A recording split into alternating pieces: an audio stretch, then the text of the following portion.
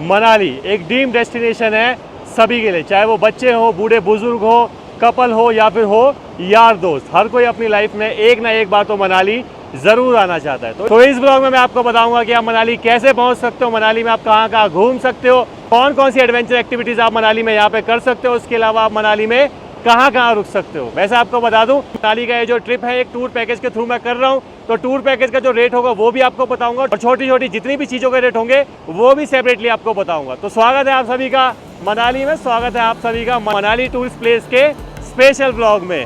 तो सबसे पहले बात करते हैं कि मनाली कैसे पहुंचा जा सकता है। तो मनाली की इस ट्रिप को प्लान करने के लिए हम दिल्ली को सेंटर पॉइंट मान के चलते हैं। तो दिल्ली से मनाली की दूरी करीबन 520 किलोमीटर है, जिसको कि 11 से 13 घंटे में आसानी से करा जा सकता है। दिल्ली से मनाली आप बाई बस, बाई फ्लाइट या बाई प्राइवेट टैक्सी के थ्रू पहुंच सकते हैं। बात करें बस की, तो दिल्ली से मनाली के लिए आपको गवर्नमेंट और प्राइवेट दोनों टाइप के बस ऑप्शन मिल जाते हैं। प्राइवेट बसेस की बात करें तो ऑन एन एवरेज एक प्राइवेट बस ऑफ सीजन में करीबन 800 से 1200 रुपए, वहीं सीजन में करीबन 1200 से 2500 तक का फेयर पर पर्सन चार्ज कर सकती है। बाकी ये फेयर डायनेमिक होता है, तो इससे कम या ज्यादा भी ये फेयर हो सकता है। टिकट बुकिंग की बात करें तो रेड बस, अभी बस, पेटीएम जैसे लीडिंग प्लेटफॉर्म से आप इन बसेस में सीट्स बुक कर सकते हैं। बोर्डिंग पॉइंट की बात करें तो सभी बसेस के बोर्डिंग पॉइंट अलग हो सकते हैं, जैसे कि R K Ashram metro station, Kashmiri gate metro station या फिर मजनू का टीला। तो जिस भी ऐप से आप अपनी बस की टिकट बुक कर रहे हैं वहाँ पे बोर्डिंग पॉइंट आप चेक कर सकते हैं। बाकी किस बस में टिकट बुक कराई जाए, इस चीज को लेके भी लोगों में काफी कंफ्यूजन रहता है। तो आपको बता दूं, आप बुकिंग प्लेटफॉर्म पे सबसे पहले ऑपरेटर की रेटिंग एंड रिव्यूज चेक कर सकते हैं। उसके अलावा आप वॉल्वो या स्कैनिया बसेस को प्रेफरेंस दे सकते हैं, क्योंकि इन दोनों कंपनीज की बसेस काफी कंफर्टेबल एंड लग्जरी होती हैं। अभी बात करें गवर्नमेंट बसेस की, तो हिमाचल रोड ट्रांसपोर्ट कॉर्पोरेशन यानी कि HRTC लग्जरी और ऑर्डिनरी दोनों टाइप की बसेस मनाली के लिए ऑपरेट करता है। वॉल्वो जैसी लग्जरी बस का फेयर करीबन 1450 रुपए, वहीं ऑर्डिनरी बस का फेयर करीबन 850 रुपए तक रहता है। हाँ, बाकी आपको बता दूं, हिमाचल गवर्नमेंट की इन बसेस में फेयर डायनेमिक नहीं होता है। Through out the year in buses में फेयर सेम रहता है। इन बसेस में टिकट बुकिंग की बात करें तो रेड बस, अभी बस जैसे लीडिंग प्लेटफॉर्म से तो आप बस की टिकट बुक कर ही सकते हैं। उसके अलावा इनकी ऑफिशियल वेबसाइट जैसे कि HRTCHP.in से भी आप बस की टिकट बुक करवा सकते हैं।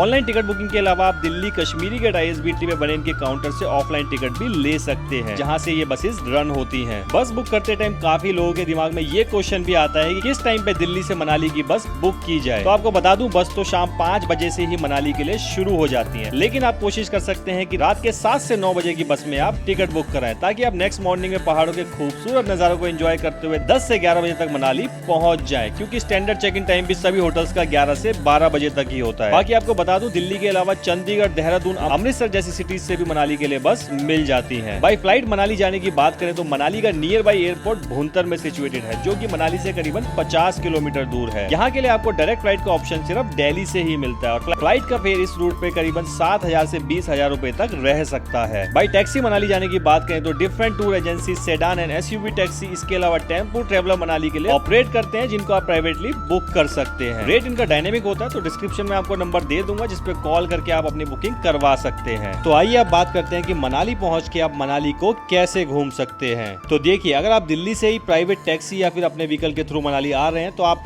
अपने व्हीकल से या फिर प्राइवेट टैक्सी से ही मनाली घूम सकते हैं। बाकी अगर आप बाई बस मनाली आ रहे हैं, तो आप 3 ऑप्शन से मनाली एक्सप्लोर कर सकते हैं। पहला लोकल ट्रांसपोर्ट के थ्रू, दूसरा स्कूटी या फिर बाइक रेंट करके, तीसरा प्राइवेट टैक्सी के थ्रू। तो देखिए, पब्लिक ट्रांसपोर्ट से एक्सप्लोर करने के अपने कुछ लिमिटेशंस भी हैं, क्योंकि पब्लिक ट्रांसपोर्ट के थ्रू आप हर टूरिस्ट प्लेस को विजिट नहीं कर सकते हैं। दूसरा ऑप्शन आता है स्कूटी या फिर बाइक रेंट करके। तो देखिए, मनाली मॉल रोड के आसपास आपको काफी सारे स्कूटी और बाइक रेंटिंग के ऑफिस मिल जाते हैं, जो कि ऑन एन एवरेज स्कूटी का करीबन 500 से 600 रुपए लेते हैं, वहीं बाइक का रेंट करीबन 1000 रुपीज से शुरू हो जाता है। बाकी तीसरा ऑप्शन है प्राइवेट टैक्सी के थ्रू। तो हम भी मनाली प्राइवेट टैक्सी के थ्रू ही एक्सप्लोर करने वाले हैं।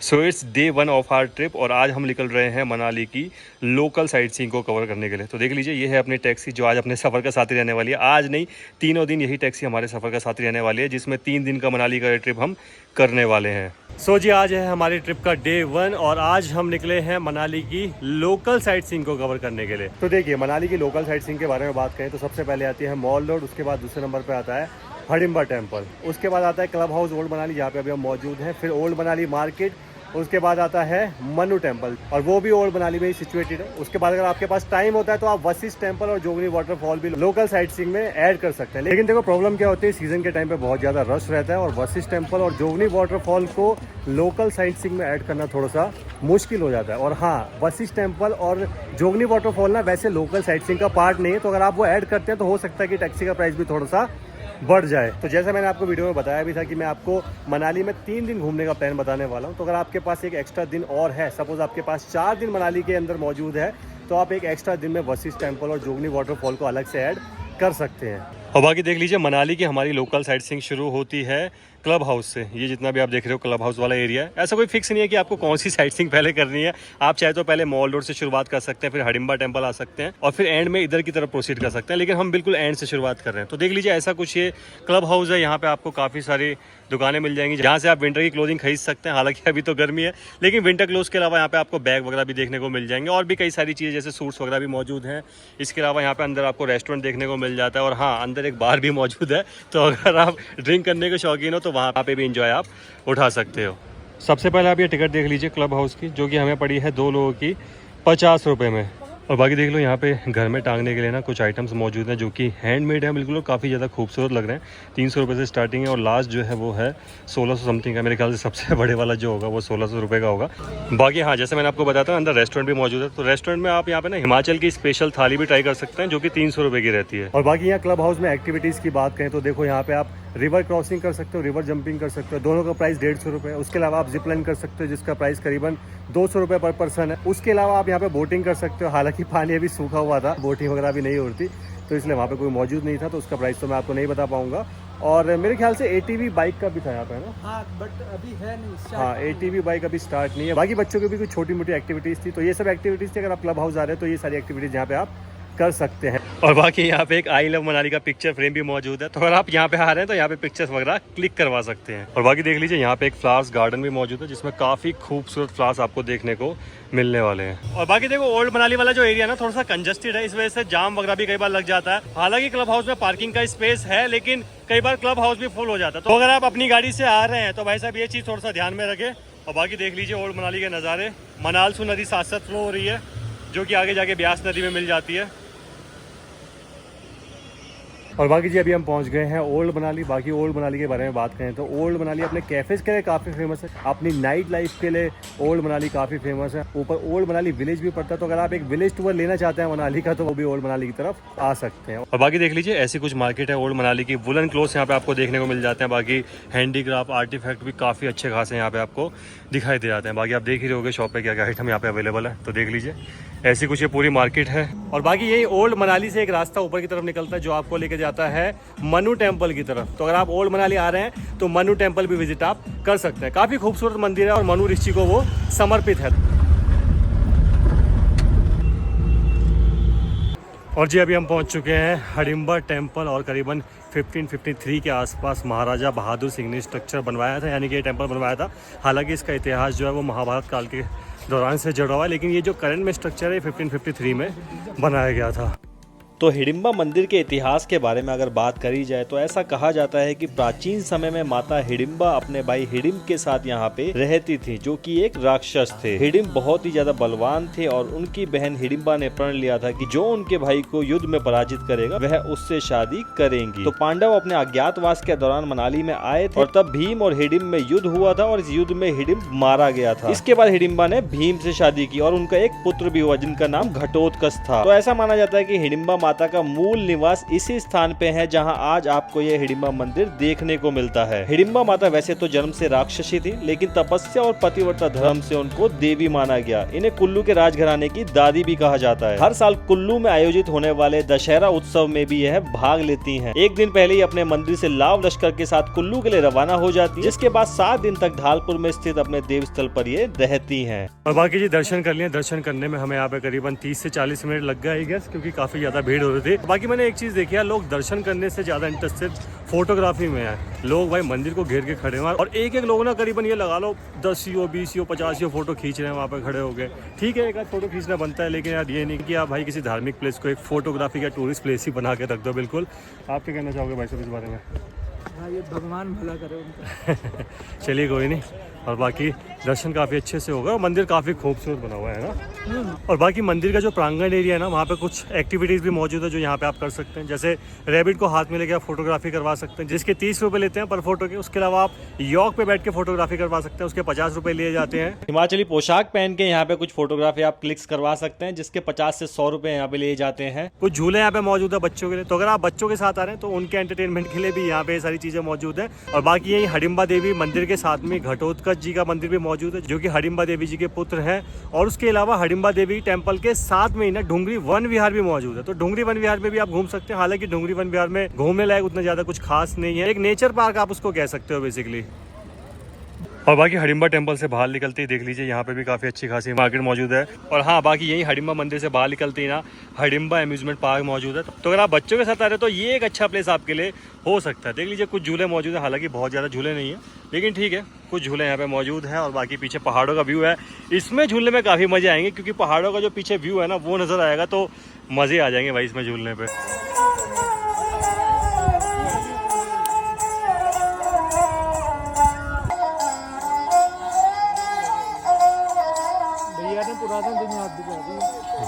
और बाकी जी अभी हम पहुंच गए हैं मनाली की मॉल रोड। तो देख लीजिए ऐसे कुछ नज़ारे रहते हैं मॉल रोड के दिन में, काफ़ी चकाचौंध है यहाँ पे। लेकिन मेन जो यहाँ की चकाचौंध और नज़ारे होते हैं ना वो दिखाई देते हैं रात में। तो सोच रहा हूँ कि मॉल रोड के जो नज़ारे हैं वो रात को ही आपको दिखाएं। अभी हम यहाँ से निकल रहे हैं वन विहार की तरफ और तिब्बतन मोनेस्ट्री की तरफ, और उसके बाद जाके यार थोड़ा रेस्ट करेंगे, क्योंकि आज ही हम मनाली पहुँचे थे और काफ़ी थक गए हैं। शाम को आएंगे, फिर शाम को आके आपको यहाँ मनाली मॉल रोड के नज़ारे हम इंजॉय करवा देंगे। और बाकी देख लीजिए मॉल रोड से निकलते हैं यहाँ पे एक अंकल हैं जो कि यहाँ पे सिद्धू बेच रहे हैं। सिद्धू के बारे में आपको बता दूं, सिद्धू मनाली की एक लोकल डिश है, तो अगर आप कभी मनाली आ रहे हो तो सिद्धू जरूर ट्राई करें।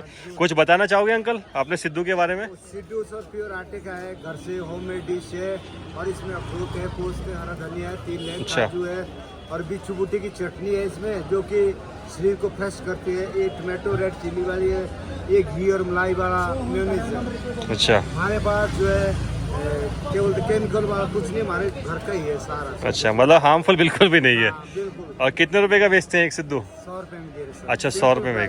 सिद्धू खा लिया अंकल जी के स्टॉल पे, और सिद्धू क्या बना रखा था, खा के मजे आ गए भाई। ऊपर से जो घी का उन्होंने ऊपर लेप लगाया था, हाँ मजा ही आ गया भाई, एक नंबर, मजे आ गए खा के।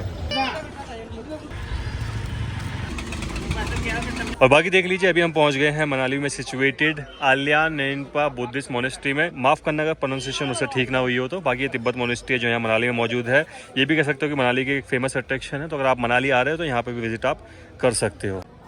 बाकी मोनेस्ट्री के बाहर ही आपको काफ़ी सारे फूड स्टॉल्स भी देखने को मिल जाते हैं। गोलगप्पे के स्टॉल आपको देखने को मिल जाते हैं, लाफिंग के स्टॉल आपको देखने को मिल जाते हैं। तो मनाली अगर आप आ रहे हैं तो गोलगप्पे यहाँ पे ट्राई कर सकते हैं। यहाँ के गोलगप्पों का पानी खासकर बहुत ही ज़्यादा टेस्टी होता है। बाकी लाफिंग के बारे में आपको बता दूं, लाफिंग एक तिब्बतन डिश होती है। यहाँ मोनेस्ट्री के बाहर आपको काफ़ी सारे स्टॉल उसके देखने को मिल जाते हैं, तो अगर आप चाहें तो इसको भी ट्राई कर सकते हैं। और बाकी देख लीजिए अभी हम पहुंच गए हैं वन विहार मनाली। हालांकि ज़्यादा कुछ यहाँ पे घूमने के लिए नहीं है, एक नेचर पार्क है बेसिकली। पहले भी मैं यहाँ पे आया। बाकी यहाँ पे एंट्री के लिए टिकट है, आपको बता दूं एडल्ट की जो टिकट है वो है करीबन 50 रुपीज़, और चाइल्ड की जो टिकट है वो रहती है 20 रुपीज़ के आसपास। तो सही में मनाली मॉल रोड का जो नाइट व्यू है ना, और यहाँ की जो नाइट लाइफ है वो काफ़ी ज़्यादा शानदार है। तो अगर मनाली आप आ रहे हो तो यहाँ का नाइट व्यू और यहाँ की नाइट लाइफ आप बिल्कुल भी मिस नहीं कर सकते। क्या बोलते हो भाई साहब? यहाँ के कैफेज अच्छे हैं, म्यूजिक अच्छा चल रहा है, सराउंडिंग वाइब अच्छी है। वाइब काफ़ी अच्छी है, हालांकि थोड़ी सी भीड़ भाड़ है, और ऑब्वियस ही बात है कि सीजन टाइम पे आओगे तो भीड़ भाड़ तो मिलनी ही है। अब समझ आ रहा है कि प्लेन एरियाज की गर्मी से बचने के लिए लोग क्यों पहाड़ों की तरफ आते हैं, खासकर क्यों मनाली की तरफ आते हैं। भाई अच्छा खासा ठंडा माहौल हो रहा है, और अगर आप लोगों को देखोगे ना, लोग यहाँ पे स्वेटर पहन के भी घूम रहे हैं, स्वेटर और जैकेट पहन के। मेरे को ठंड लग रही है। मई का मौसम है, मई के मौसम में सोचो लोग स्वेटर और जैकेट पहन के घूम रहे, तो आप सोच सकते हो कि मई के मौसम में भी यहाँ मनाली में कितना अच्छा वेदर रहता है। और हाँ, बाकी मॉल रोड पे आपको होटल्स के ऑप्शन भी काफी सारे मिल जाते हैं। देख लीजिए होटल पार्क व्यू यहाँ पे मौजूद है, उसके साथ में होटल पुष्पक, होटल हीरा इन्विटेशन यहाँ पे है, उसके अलावा होटल हाईवे इन यहाँ पे मौजूद है। तो कई सारे होटल यहाँ पे आपको लाइन से दिखाई दे जाएंगे। और इवन मॉल रोड के साथ में ना जो गलियां अंदर जा रही हैं, इन गलियों में भी आपको काफ़ी सारे होटल नजर आ जाते हैं। और इधर की तरफ भी ना आपको काफ़ी सारी गली मिलेंगी जो मॉल रोड से अंदर की तरफ जा रही हैं, और सब गलियों में भाई साहब होटल के बहुत सारे ऑप्शन आपको मिल जाने वाले हैं। तो अगर मॉल रोड के पास आप रुकना चाह रहे हो तो इनमें से किसी भी होटल पर आप रुक सकते हो।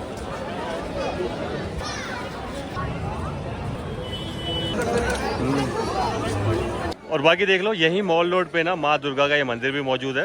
तो अगर मॉल रोड पे आप आ रहे हो तो यहाँ माँ दुर्गा के मंदिर में दर्शन भी आप कर सकते हो।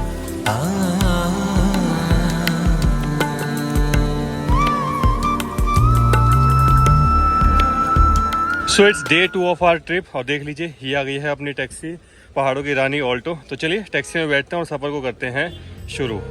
डे 2 की आइटनरी की अगर बात करें तो डे 2 में आप स्नो पॉइंट्स को कवर करने के लिए निकल सकते हैं। अगर विंटर सीजन है तो आप सोलांग वैली होते हुए अटल टनल निकल सकते हैं। बाकी समर टाइम में अगर आप मनाली का ये ट्रिप प्लान कर रहे हैं तो रोहतांग साइड का प्लान आप कर सकते हैं। तो जैसा मैंने आपको बताया कि अगर विंटर सीजन है तो आप सोलांग वैली जा सकते हैं, अटल टनल तक जा सकते हैं। उसके अलावा फरवरी मार्च का जो टाइम होता है उसमें बर्फ़ धीरे धीरे मेल्ट होना शुरू हो जाती है, तो उस टाइम पे आप सिसु तक जा सकते हैं। लेकिन अभी क्या है कि भाई मई का सीजन आ गया है, तो अटल टनल और सिसु साइड तो बर्फ हमें देखने को बिल्कुल भी नहीं मिलने वाली है। तो उस टाइम आप प्लान कर सकते हैं रोहतांग पास का। लेकिन अभी फिलहाल क्या है कि रोहतांग पास क्लोज है, और रोहतांग पास से ना 14 किलोमीटर पहले एक जगह पड़ती है मड़ी, जो अपनी पैराग्लाइडिंग के लिए भी काफी फेमस है। तो अभी बेसिकली वो स्नो पॉइंट बना हुआ है और वहाँ पे काफी अच्छी खासी बर्फ है। और हाँ, आपको बता दूं, जैसे रोहतांग पास के लिए परमिट चाहिए होता है ना, वैसे मड़ी के लिए भी परमिट चाहिए होता है। तो हमने तो परमिट ऑलरेडी निकाल के रख लिया था, हमने यानी कि हमारे टैक्सी वाले ड्राइवर साहब ने ऑलरेडी परमिट निकाल के रखा था। तो आप भी मेक श्योर करो जिसके साथ आप ट्रिप कर रहे हो उन्होंने पहले से परमिट निकाल के रखा हो मड़ी और रोहतांग पास जाने के लिए। और आज से करीबन 10 से 15 दिन बाद रोहतांग पास ओपन हो ही जाएगा। अब आप मड़ी से आगे रोहतांग पास तक भी जा सकते हैं। और हाँ, एक चीज और, जब भी आप मड़ी या फिर रोहतांग पास की तरफ जा रहे हैं आप मेक श्योर करें कि भाई विंटर क्लोथ्स या फिर जैकेट आपके पास अच्छी खासी हो। बाकी अगर आप और अच्छा खासा एंजॉय वहां पे करना चाहते हैं बिना किसी डर के कि आपके कपड़े वगैरह गीले हो जाएं, तो आप यहाँ से ना डांगरी सेट भी ले सकते हो या कोट सेट ले सकते हो। इस रास्ते में ना बीच में काफी सारी शॉप मिलती हैं जिनसे आप वो चीज ले सकते हो रेंट पे। कोट का जो प्राइस रहता है वो रहता है 200 रुपए, और जो डांगरी सेट होता है कंप्लीट ऊपर से नीचे तक होता है वो करीबन 250 रुपए के आसपास मिल जाता है। स्नो शूज जो रहते हैं वो मेरे ख्याल से 100 रुपए के आसपास रहते हैं। तो स्क्रीन पे भी आपको मैं रेट वगैरह शो कर दूंगा, तो वो यहाँ से आप रेंट पे ले सकते हैं।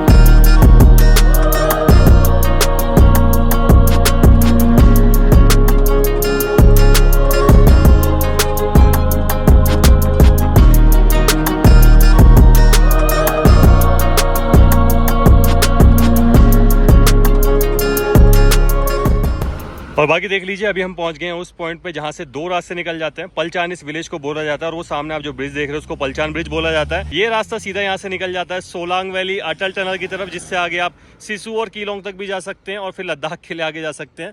और बाकी ये जो रास्ता आप देख रहे हैं ना, ये यहाँ से निकल जाता है गुलाबा मड़ी होते हुए रोहतांग पास। बाकी आपको पता होगा कि लेह लद्दाख जाने के लिए भी पहले यही रास्ता हुआ करता था, क्योंकि रोहतांग पास होते हुए जाते थे।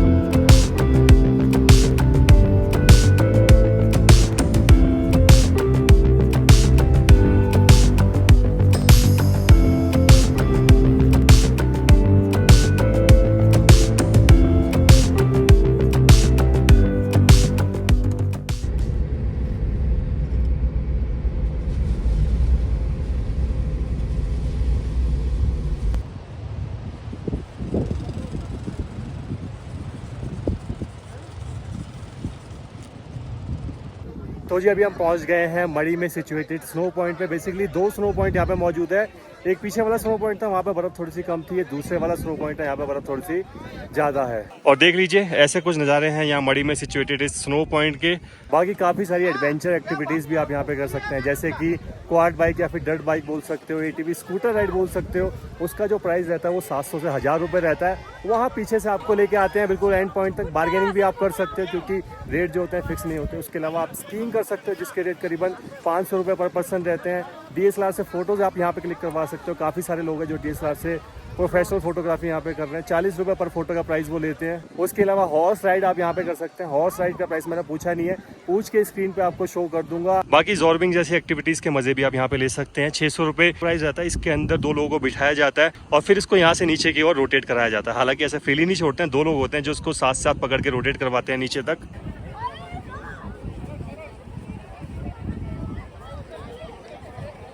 और बाकी अतुल भाई अभी यॉक राइड और यॉक पे बैठ के फोटोग्राफी करने का प्राइस पूछ के आए थे। क्या प्राइस है भाई साहब? भाई कपल का है राइड का यहाँ पे 600 रुपये पर कपल, और फोटोग्राफी का है 200 रुपीज़ पर कपल। अच्छा, तो देख लीजिए डिफरेंट एक्टिविटीज़ के प्राइस पता करके हमने आपको बता दिया है, ताकि आप कभी आओ तो आपको आइडिया रहे थोड़ा सा कि भाई क्या प्राइस रहता है और उस प्राइस पे आप बार्गेनिंग कर सके। और हाँ, रोहतांग पास खुल जाएगा ना, ये सारी एक्टिविटीज़ वहाँ पे भी मौजूद रहती हैं और जो प्राइस रहता है वहाँ पे एक्टिविटीज़ का लगभग सेम ही रहता है।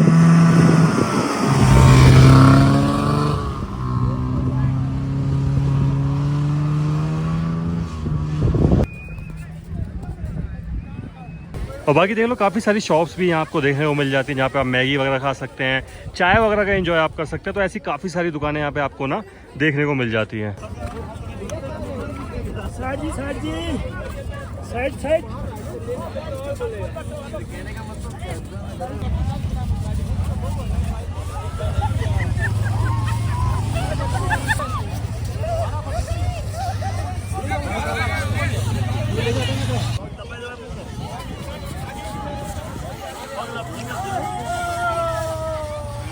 और बाकी जी अभी हम अपनी टैक्सी में दोबारा से आके बैठ गए हैं और यहाँ पे 3 चीज़ें मैं आपको बताना चाहूँगा। पहली चीज़ तो देखो ये है कि यहाँ पे सिम में सिग्नल नहीं आते। मेरे पास एयरटेल और जियो दोनों की सिम है, लेकिन दोनों में से किसी में भी सिग्नल नहीं आ रहे थे। मड़ी के एक पर्टिकुलर पॉइंट तक अभी जैसे नीचे उतर के थोड़ा सा है तो सिग्नल दोबारा वापस आ गए हैं। तो मड़ी में अगर आप आ रहे हैं या फिर रोहतांग पास भी आप जा रहे हैं, भैया रोहतांग पास में भी नहीं होते ना सिग्नल। हाँ, तो रोहतांग पास में भी भैया बता रहे हैं कि उतने अच्छे सिग्नल नहीं होते हैं। तो कोशिश करें कि साथ में रहे, अलग ना हो एक दूसरे से। और अपने टैक्सी ड्राइवर साहब से पूछ के जाए कि उन्होंने टैक्सी कहाँ पे पार्क करी, ताकि वापसी में लौटते टाइम आपको टैक्सी ढूंढने में परेशानी ना हो। दूसरी चीज़ मैं आपको बताना चाहूँगा कि बहुत ज़्यादा रिस्क ना ले। कुछ लोगों को मैंने देखा जो काफ़ी ऊंचाई पे चढ़े हुए ज़्यादा रिस्क ले रहे हैं, पहाड़ों में दुर्घटना होते हुए देर नहीं लगता। तीसरी चीज़ मैं आपको बताना चाहूँगा कि देखो अभी तो हम मड़ी आए हैं क्योंकि रोहतांग पास ओपन नहीं, ये चीज़ मैंने आपको स्टार्टिंग में ही बताई थी। तो जब रोहतांग पास ओपन होता है आप रोहतांग पास निकल सकते हैं और रोहतांग पास से वापस घूमते हुए आप अटल टनल सोलांग वैली होते हुए वापस आ सकते हैं। हालांकि सोलांग वैली में गर्मियों में उतना ज़्यादा कुछ खास देखने को नहीं मिलता है, एक्टिविटीज़ वगैरह रहती है, लेकिन बहुत गर्मी रहती है और उतना कोई खास मज़े भी नहीं आते सोलांग वैली में।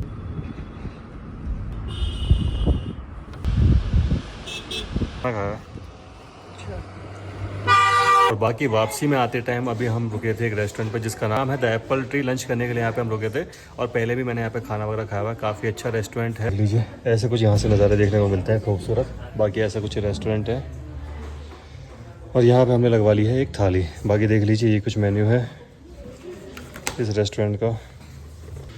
और बाकी यार जो यहाँ से नज़ारा है ना भाई वो सच में यार लाजवाब है। देख रहे हो सामने स्नो पीक माउंटेन्स भी यहाँ पे नज़र आ रही है। हाँ जी भाई, कैसा लगा लंच? लंच टेस्टी था यार, खाना अच्छा बना रखा है और पेट भर गया। और बाकी आपको बता दूं 180 रुपये की थाली हमें यहाँ पे पड़ी थी। और ये जो लोकेशन है कोठी विलेज है। और बाकी नज़ारे जैसे मैंने आपको बताया कि भाई नज़ारे यहाँ से काफ़ी अल्टीमेट हैं। इधर ग्रीन माउंटेन्स नज़र आ रहे हैं और उधर नज़र आ रहे हैं white snow peak mountains. So it's day 3 of our trip और आज हम निकल रहे हैं कुल्लू को एक्सप्लोर करने के लिए। कुल्लू की साइट सीइंग के बारे में अगर बात करें तो देखिए कुल्लू की साइट सीइंग कुछ इस तरीके से है। सबसे पहले हम एक्सप्लोर करते हैं नगर कैसल। उसके पास रॉयल आर्ट गैलरी मौजूद है, वहाँ आप घूम सकते हो। कि नगर में एक फेमस वाटरफॉल भी मौजूद है जिसको जाना वाटरफॉल के नाम से जाना जाता है, तो वहाँ पे भी आप विजिट कर सकते हो। उसके अलावा कुल्लू में वैष्णो माता का टेम्पल काफी फेमस है, आप वहाँ जा सकते हो। उसके अलावा river rafting point, paragliding point. Otherwise आप रिवर राफ्टिंग पॉइंट पे कुछ देर नदी किनारे बैठ के अच्छी फोटोज वगैरह क्लिक करवा सकते हो और कुछ अच्छा टाइम अपना स्पेंड कर सकते हो। और बाकी कुल्लू में ना एक फेमस शिव जी का मंदिर भी मौजूद है जिसको कि बिजली महादेव के नाम से जाना जाता है। उस मंदिर के लिए थोड़ा सा ट्रैक करना पड़ता है। हालांकि कुल्लू की लोकल साइट सीइंग में उसको इंक्लूड करना थोड़ा सा मुश्किल होता है क्योंकि उतना टाइम नहीं बच पाता है कुल्लू की साइट सीइंग करने के बाद। तो अगर एक्स्ट्रा दिन आप अपने टूर प्लान में लेकर चल रहे हो तो बिजली महादेव मंदिर भी आप एक्सप्लोर कर सकते हैं।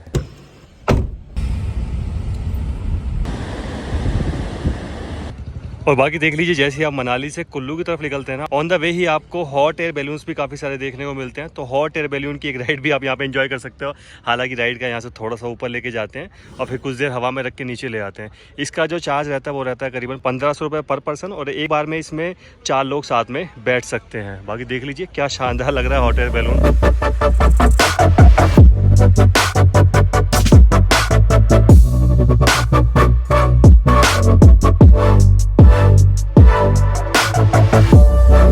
पहुंच गए हैं नगर कैसल। आके एंट्री फीस की बात करी जाए तो 50 रुपये पर पर्सन की यहाँ पे फीस है। आगे देख लीजिए यही नगर कैसल में एक मैप लगा हुआ है जिसमें नगर कैसल और उसके आसपास के जो टूरिस्ट अट्रैक्शन है वो सारी दी हुई है। देख लीजिए अभी हम यहाँ पे मौजूद हैं नगर कैसल। पास में गौरी शंकर टेम्पल मौजूद है, विष्णु टेम्पल है, नरसिंह टेम्पल है, Muralidhar Krishna temple, Tripura Sundari temple, Nicholas Roerich art gallery जो कि नगर कैसल से जस्ट बाजू में ही मौजूद है। और बाकी यहीं पास में मौजूद है जाना वाटरफॉल, एक फेमस वाटरफॉल है यहाँ नगर का। और यहीं थोड़ी दूर आगे से एक रास्ता निकल जाता है जो आपको ले जाता है बिजली महादेव। और बाकी देख लीजिए यहाँ कुछ मूवीज़ के नाम दिए गए हुए हैं जिनकी शूटिंग यहाँ पे हुई है, जैसे कि द हीरो, रोज़ा, जब वी मेट, बरसात। देख लीजिए और भी काफ़ी सारी मूवीज़ है जो यहाँ पे शूट हुई है बेसिकली। बाकी देख लीजिए यही नगर कैसल में एक बोर्ड पे नगर कैसल की पूरी हिस्ट्री दी हुई है, जैसे कि इसको राजा सिद्ध सिंह ने बनवाया था जो कि यहाँ के राजा हुआ करते थे किसी ज़माने में। 16वीं शताब्दी में ये बनवाया गया था और भी पूरी हिस्ट्री यहाँ पे इसकी मेंशन है, तो पॉज करके आप पढ़ सकते हैं। देख लीजिए तो देख लीजिए ये है नगर कैसल, जिसको राजा सिद्ध सिंह ने 16वीं शताब्दी में बनवाया था। हालांकि अभी तो ये एक टूरिस्ट अट्रैक्शन में कन्वर्ट होकर रह गया है। होटल में भी इसको कन्वर्ट कर दिया गया। अगर आप यहाँ पे रूम वगैरह बुक करवाना चाहते हैं तो HPTTC यानी कि Himachal Pradesh tourism development corporation की वेबसाइट से आप बुक करवा सकते हो। वेबसाइट आपको स्क्रीन पे शो कर दूंगा और डिस्क्रिप्शन में भी आपको दे दूंगा। और होटल की जो प्राइस लिस्ट है ना, यानी कि रूम की जो प्राइस वगैरह वो स्क्रीन पे आपको शो कर दूंगा। बाकी यहाँ पे एक खूबसूरत सा रेस्टोरेंट भी मौजूद है फर्स्ट फ्लोर पे, उसका भी मेन्यू आपको स्क्रीन पे शेयर कर दूंगा। और काफी खूबसूरत रेस्टोरेंट है वो ना। बाकी जैसे मैं आपको बताया था ना कि इसको भी एक होटल में भी कन्वर्ट कर दिया गया। तो देख लीजिए ये सारे नीचे रूम्स मौजूद हैं, ऊपर की तरफ कुछ रूम्स यहाँ पे दिए गए हैं। और बाकी देख लीजिए ऐसा कुछ यहाँ से व्यू नजर आता है। देख रहे हो क्या शानदार व्यू है, अल्टीमेट मैन। देख लीजिए इधर मौजूद है वो रेस्टोरेंट जिसके बारे में मैं आपको बता रहा था। आप चाहे तो अंदर बैठ के भी खा सकते हैं या फिर ये ओपन एरिया, यहाँ बैठिए, खाना खाइए और इस खूबसूरत से व्यू को एंजॉय आप करिए। तो चलिए नगर कैसल हमने घूम लिया। बाकी जैसे मैंने आपको बताया था यहीं नज़दीक में हेरोइक आर्ट गैलरी भी मौजूद है। तो अगर आप आर्ट में इंटरेस्ट रखते हैं तो वहाँ पे भी विजिट आप कर सकते हैं। और बाकी मैंने यहाँ पे आपको एक मैप भी दिखाया था जिस पे बताया गया था कि यहाँ पे आसपास और कौन कौन सी चीज़ें मौजूद हैं। तो कुछ मंदिर भी यहाँ आसपास में मौजूद हैं, तो अगर आप वहाँ पे भी विजिट करना चाहें तो कर सकते हैं। तो जी अभी हम यहाँ नगर कैसल से निकल गए हैं जाना वाटरफॉल की तरफ। बाकी नगर कैसल से जाना वाटरफॉल की दूरी की बात करें तो वो दूरी रहती है करीबन 11 किलोमीटर के आसपास। बाकी देख लीजिए अभी हम पहुंच चुके हैं जाना वाटरफॉल। ये इस वाटरफॉल का लेवल 1 है, मतलब और अच्छे व्यू के लिए आपको और ट्रैक करके थोड़ा सा ऊपर जाना पड़ेगा, जो कि मुझे एक लोकल ने बताया। बाकी देख लीजिए ये है इस वाटरफॉल का सेकंड लेवल, मतलब बीच में आप इस पॉइंट पे आके भी एंजॉय कर सकते हो। देख लीजिए ये कुछ स्पेस है यहाँ पे बैठ के या फिर खड़े होकर आप थोड़ी देर इसको एंजॉय कर सकते हो। और अगर आपको और अच्छे से व्यू एंजॉय करना है वाटरफॉल का तो ट्रैक करके थोड़ा सा ऊपर आप और जा सकते हो। देख लीजिए वहाँ पे ऊपर आपको लोग भी नजर आ रहे होंगे जो वहाँ ऊपर से अभी उतर के आ रहे हैं। ये सीढ़ियाँ देख रहे हैं ना, ये सीढ़ियाँ यहाँ से सीधा ऊपर कच्चा पक्का रास्ता है, बीच बीच में सीढ़ियाँ, बीच बीच में कच्चा रास्ता है। तो वहाँ तक ट्रैक करके जाना पड़ेगा इस वाटरफॉल के और अच्छे व्यू के लिए।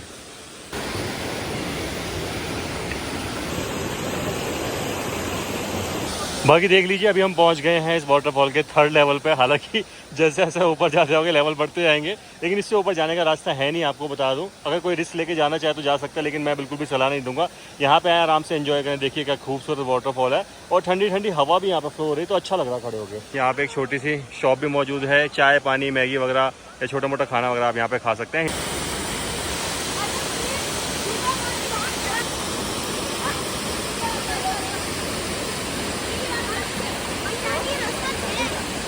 तो अगर आप जाना वाटरफॉल आ रहे हो तो यहाँ तक तो ट्रैक करके आना बनता है, और नीचे से यहाँ तक ट्रैक करके आने में हमें करीबन 15 मिनट लगे। और वर्थ भी है, जिस हिसाब से व्यू है उस हिसाब से 15 मिनट का ट्रैक वर्थ है भाई साहब। और जी बाकी आपको बता दूं यही जाना वाटरफॉल के नज़दीक ना आप जिपलाइन भी कर सकते हो। जिपलाइन की जो कॉस्टिंग है वो 600 रुपये पर पर्सन रहती है। हालांकि वो बार्गेन आप कर सकते हो क्योंकि भैया बोल रहे थे कि वो और कम हो जाएगा।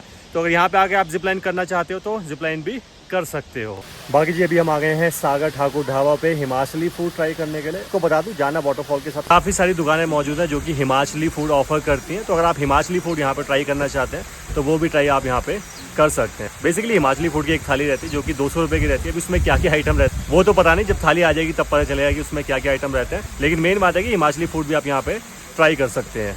और बाकी यहाँ बैठ के आप वाटरफॉल का एंजॉय करते करते खाना यहाँ पे खा सकते हैं। आप पीछे दिख रहे होंगे वाटरफॉल यहाँ पे मौजूद है। हालांकि ये छोटे वाला वाटरफॉल है, जो बड़े वाला वाटरफॉल था वो जो मैंने आपको दिखाया था वो थोड़ा सा यहाँ से आ गया, करीबन हार्डली 50 मीटर भी नहीं होगा यहाँ से। यहाँ पे ना सनी देओल जी ने भी खाना खाया, मतलब यहाँ पे ना फोटो लगी है, ऑनर है शायद उनके साथ। अच्छा, तो मैंने वो चेक की तो मैंने कहा बता दूँ आपको नॉलेज के लिए। तो देख लीजिए भाई इधर आ गई है अपनी हिमाचली थाली। ओहो इसमें सिद्धू भी अवेलेबल है। भैया राइस में क्या मिक्स है ये? सर यहाँ के नेचुरल चावल है सर। अच्छा, ये क्या सरसों का तेल है? ये कड़ी है और ये साग है ना, और ये बीच में ये क्या है? राजमा। अच्छा ये बीच में राजमा है, ये शक्कर है। शक्कर है। और बाकी यहाँ पे चटनी है। ये क्या चीज़ है? अचार है सर। अच्छा ये अचार है। किस चीज़ का अचार है ये? अच्छा, और बाकी यहाँ पे देसी घी मौजूद है जो कि सिद्धू पे लगा के आप खा सकते हैं। चले बाजी ट्राई करें फिर कैसी रहती है। ट्राई करा है, हम भी कर लेते हैं। तो जी खाना खा के अभी हम वापस टैक्सी में बैठ गए और अभी यहाँ से जा रहे हैं कुल्लू की तरफ। बाकी यार हिमाचली फूड था ना एक नंबर लगा। सिद्धू थोड़ा एवरेज था लेकिन बाकी सारी चीज़ें बढ़िया थी। क्यों भाई अतुल? बिल्कुल भाई, है ना, खाना काफी टेस्टी था। और बाकी ये सामने जितने भी ट्री आप देख रहे हो ना, ये सारे एप्पल ट्री हैं। एप्पल ट्री है ना भैया? हाँ जी। तो देख लीजिए जितने भी आप ट्री देख रहे हैं ना, साथ में सारे एप्पल ट्री हैं। अच्छा, और ये जो एप्पल हैं इसमें से कौन से मौसम में निकाले जाते हैं, मतलब कब प्लग करे जाते हैं एप्पल? ये 15 जुलाई से स्टार्ट हो जाते हैं। और अच्छा। भैया ये सामने मिनिमम कौन सी सीजन tree है? अगस्त का रहता है। हाँ जी। अगस्त का मेन रहता है, अगस्त में ज़्यादातर निकल जाते हैं। अच्छा, मतलब मैक्सिमम अगस्त और सितंबर तक प्लग कर लिए जाते हैं सारे एप्पल। तो जी जाना वाटरफॉल से वापस लौटते टाइम अचानक मौसम खराब होने लगता है और बहुत तेज बारिश शुरू हो जाती है, जिस वजह से हम आगे कुछ भी एक्सप्लोर नहीं कर पाते हैं। लेकिन आपको बता दूं, इसके बाद आप रिवर राफ्टिंग पॉइंट की तरफ जा सकते हैं, जहां पे आप रिवर राफ्टिंग का लुत्फ उठा सकते हैं। वैसे तो जब आप मनाली से कुल्लू की तरफ निकलते हैं तो बीच बीच में आपको काफी सारे रिवर राफ्टिंग के पॉइंट्स और काउंटर नजर आने लगते हैं। बाकी मैं आपको सजेस्ट करूंगा कि आप कुल्लू में सिचुएटेड बबेली नाम की जगह से रिवर राफ्टिंग का लुत्फ उठा सकते हैं, क्योंकि यहाँ बबेली में ब्यास रिवर के किनारे एक खूबसूरत नेचर पार्क भी सिचुएटेड है। तो रिवर राफ्टिंग का लुत्फ उठाने के साथ साथ आप यहाँ नेचर पार्क में भी विजिट कर सकते हैं। बाकी आपको बता दूं, इस नेचर पार्क में एंट्री के लिए करीबन 50 रुपए की टिकट आपको लेनी पड़ती है। बाकी रिवर राफ्टिंग के चार्ज की बात अगर करें तो शॉर्ट राफ्टिंग के करीबन 1000 रुपीज आपसे शेयरिंग में लिए जा सकते हैं, जो कि करीबन 3 किलोमीटर की होती है। वहीं लॉन्ग राफ्टिंग के करीबन 2000 रुपीज आपसे शेयरिंग में लिए जा सकते हैं, जो कि करीबन 8 किलोमीटर लंबी होती है। आप चाहें तो अपनी पर्सनल बोट भी बुक कर सकते हैं, जिसका प्राइस करीबन 6000 से 9000 तक रह सकता है। वैसे आपको बता दूं, ये प्राइस कोई फिक्स प्राइस नहीं है, इन प्राइसेस पे आप बार्गेनिंग भी कर सकते हैं। तो प्राइस कम करवाना आपकी बार्गेनिंग स्किल के ऊपर भी डिपेंड करता है। तो कुल्लू में रिवर राफ्टिंग के लुत्फ उठाने के बाद आप कुल्लू में स्थित वैष्णो माता मंदिर में भी दर्शन कर सकते हैं। कटरा में स्थित मां वैष्णो देवी मंदिर की तरह यहाँ भी एक गुफा है और मंदिर भी काफी ज्यादा खूबसूरत है। इसके बाद आप चाहे तो पैराग्लाइडिंग के लिए डोभी जा सकते हैं, जो कि कुल्लू का एक फेमस पैराग्लाइडिंग पॉइंट है। पैराग्लाइडिंग के रेट्स की अगर बात करें तो शॉर्ट फ्लाई का करीबन 1500 से 2000 रुपीज तक रेट हो सकता है, जो कि करीबन 3 मिनट की होती है। वहीं लॉन्ग फ्लाई का रेट करीबन 3000 से 3500 रुपए रह सकता है, जो कि करीबन 10 मिनट की होती है। पैराग्लाइडिंग के दौरान आप उनके गोप्रो से अपनी वीडियो भी बनवा सकते हैं, जिसका चार्ज करीबन 500 रुपए अलग से रहता है। बाकी इन सभी एक्टिविटीज के अलावा आप कुल्लू की शॉल मार्केट और ड्राई फ्रूट मार्केट भी विजिट कर सकते हैं, क्योंकि आपको बता दो कुल्लू अपने ड्राई फ्रूट और शॉल्स के लिए काफी फेमस है। तो जी यहाँ होता है हमारे कुल्लू मनाली के 3 डे साइट सीइंग टूर का एंड। बाकी आपको बता दूं, अगर आप नगर की तरफ घूमना नहीं चाहते हैं और एक्टिविटीज भी करने का आपका मन नहीं है, तो कुल्लू के साथ आप कसौल और मणिकरण को अपने प्लान में इंक्लूड कर सकते हैं। बाकी कसौल के बारे में आप जानते ही होंगे, कसौल फेमस है अपने कैफेज, पार्टीज और नाइट लाइफ के लिए। बाकी कसौल में पार्वती रिवर के साइड पे आपको काफी सारी कैंप साइट भी देखने को मिल जाती है, तो कैंपिंग का लुत्फ भी आप यहाँ पे उठा सकते हैं। बाकी कसौल से कुछ दूरी पे ही मणिकरण साहिब गुरुद्वारा और शिव जी का एक प्राचीन मंदिर भी मौजूद है। बाकी यहाँ गर्म पानी के कुंड भी मौजूद है, जिनमें स्नान करने के लिए काफी लोग यहाँ पे